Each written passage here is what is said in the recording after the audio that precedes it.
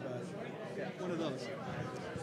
This is Greg Cahill with Acoustic Guitar Magazine, and we're here at Winter NAMM 2016 at the Taylor booth with Andy Powers. Andy, good to see you again. And Andy has one of the two new 12 strings that are being introduced this year. And tell us about this guitar. Well, this guitar is, I think of it as a 12-string guitar for a 6-string player. You know, a lot of times the 12-string guitar, we think of it as a big body guitar. It's a powerful strummer. It's great for supporting, a singer-songwriter. But in a lot of ways, a 12-string guitar fits best in a small package. For a player like myself, this is something I'm going to layer parts on a record. I'm going to try and fit into a mix. I want to emphasize the unique sort of chime factor and that real delicate, articulate feel. And so built around this one, this is a kind of a match made in heaven. It's based on our smallest body shape, which is our grand concert, with a 12-fret neck. So it's a relatively short scale, 24 7/8, a 12-fret neck, which pushes the whole string length down a little farther on the body. And because it's an inherently stronger and stable body being small, I get to voice it not so much for the structural concerns, because I know it's strong enough, I get to voice it to maximize its richness and its volume. So it's got a lot of things going for it, because the smaller body and the air mass inside there naturally emphasizes the kind of the upper part of the guitar's register, encourages that here in the octave courses, that chime and balance that you get out of a small body. Now, even physically, this guitar is really comfortable because I can get around it easy. It sits low on my lap. Everything's just right there. So for a lot of 6-string players or a fingerstyle player, this would be a 12-string guitar that's more approachable than any others that I'm aware of. Let's hear it. You gonna play for us?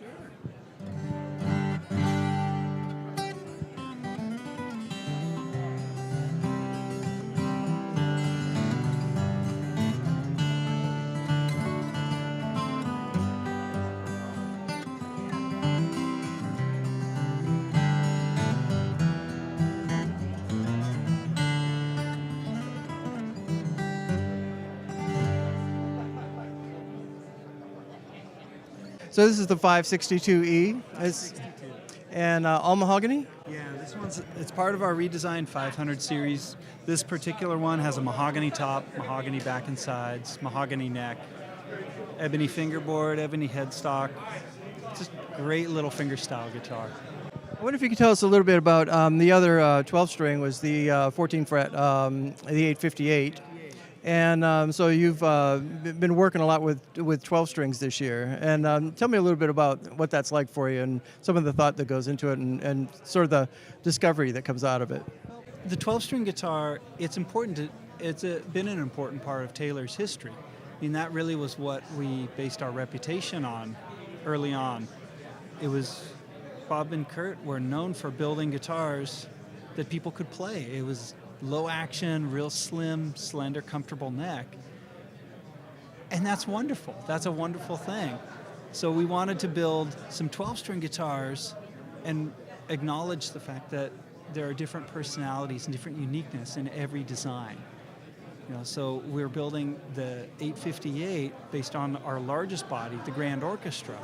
That's a massively powerful, rich, thick wall of sound kind of guitar for the person who wants to support their vocal line. They want just this, they want a big sound. And there's a richness and a complexity in an instrument like that that's undeniable, and it's good. So that's an important guitar for us to be building. I wonder if you could also speak about, you've been with Taylor for 3 years now? About 5 years. 6 years, something like that. Yep, and in the last couple of years, you've relaunched a couple of the lines, and in terms of sonically, I mean, there's been some real changes there. And I wonder if you could talk a bit about that process and kind of what you see in the future, like what's coming up for you in the year ahead with Taylor. Well, our basic philosophy is that in everything we do, we want to do a better job of it. Whether that's pursuing sustainable forestry, we want to do a better job with that.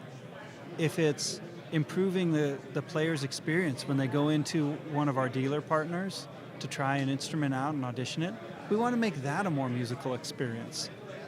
For us, it stems from the guitar. We want to make the most musical sounding instruments that we possibly can and offer those to the players.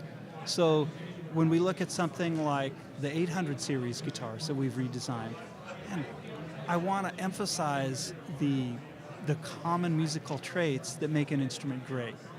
I want more volume, more projection, more sustain, a balance.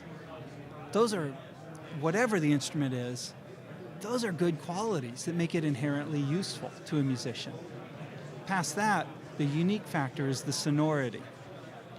Every instrument, every wood, every design has a certain personality. They're all distinct and unique, and they're good. They should be celebrated. So when we look at something like our 500 series guitars, the mahogany guitars that we've redesigned, well, there's an inherent mahogany quality, a flavor that comes with that should be emphasized. You know, there's a lot of different directions you could go, and we like to pursue those. So we have a 510 Dreadnought that's a mahogany guitar with a Lutz spruce top that has a distinct personality and a characteristic. Well, that's good. It's because I've never seen two musicians that are exactly alike. Every one of us is as unique as our own fingerprints. People play with fingers, they play with picks, they play with finger picks, they play with the pads of their fingers or nails or whatever. Everyone has a unique approach. That's what making music is about. It's so wonderful in that way. It's a very real, very dynamic experience. And I want the instruments to be both like kind of universally musical, but at the same time reflect the uniqueness of the musician who picks it up. And you and I a few weeks ago were talking about the way in which the maker is reflected in the instruments as well. And I wonder if you could talk about that, the way in which you're reflected in the Taylor guitars. Not to put you on the spot. Again, I'm not sure I'm the best person to reflect on myself, but I believe that the artwork a person makes, whether they're a musician, an instrument builder, a painter, a writer, the work that we put out reflects our experience that we've had. It reflects our influences as well as the inspiration of that moment. It's like a momentary snapshot of what that artist is like. You hear it in a musician. You know, you could look at one of the iconic records and think that was a perfect image of what that musician's life was like right then. Guitar makers are no different. You look at the instrument that a person offers and think, well, I see their personality, I see their experience, I see their influence. You can even see the inspiration of that very moment reflected in the work that they offer. And so, to me, I look at the work of a lot of my guitar making friends and think, wow, this is just like you. This is great. It's so wonderful in that way. Hey, Andy, thanks very much. It's my pleasure.